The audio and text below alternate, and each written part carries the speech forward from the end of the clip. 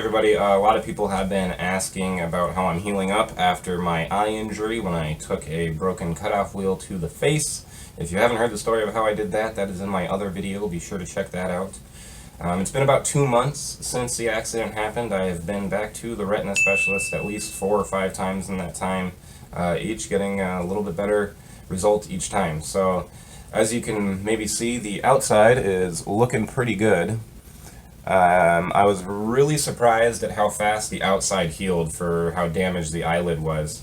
You can see through these series of photos here that it progressed pretty quick as far as getting rid of the stitches and closing itself back up again. While the exterior was healing, unfortunately, a traumatic cataract has been forming inside my eye. This is essentially the same type of cataract that you get in old age. It's just that this one was caused by blunt force trauma. So while I mentioned in the last video that I could barely see anything at all, that did start to get better. So my vision did start coming back, seeing more colors, seeing a broader field of vision, and seeing shapes and everything again. If there's giant text, I can just barely make it out. However, the cataract is causing my vision to become blurrier as it develops. So right now that eye is kind of like looking through a piece of opaque privacy glass. I can kind of make out everything and work my way through, but it's just extremely blurry. And because it's so blurry and refracting light in that way, sunlight or bright lights, or at nighttime automobile headlights and stuff, they kind of overwhelm that eye.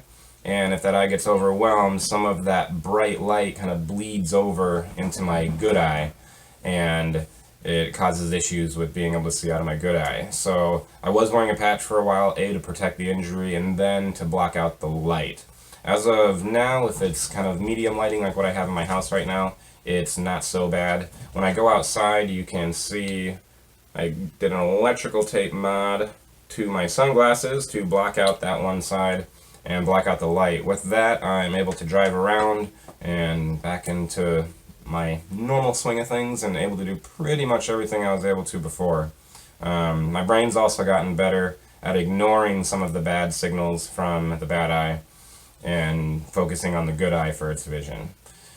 With that said, my last visit to the retina specialist, he said everything is healing up properly other than the cataract. The retina, everything else with the eye is good. It's healed, it's back to normal, the pressure inside the eye is good, and he is going to hand me over to a cataract specialist who is going to take care of the cataract and also repair my iris. So my iris is disconnected from the rest of my eye. If you can picture the springs on a trampoline, if you've had several that have been broken off from the trampoline's going to kind of sag where those springs are missing.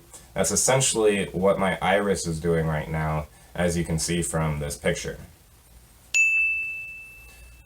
Now, the retina specialist said when they go in to do the cataract surgery, they will take care of that as well and stitch that back up, I guess, while they install essentially a permanent contact lens inside my eye to correct the cataract that's developing.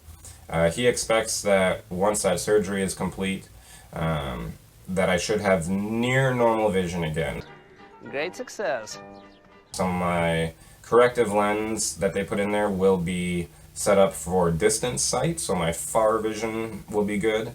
However, up close, my near sight, they say I may still need some cheaters.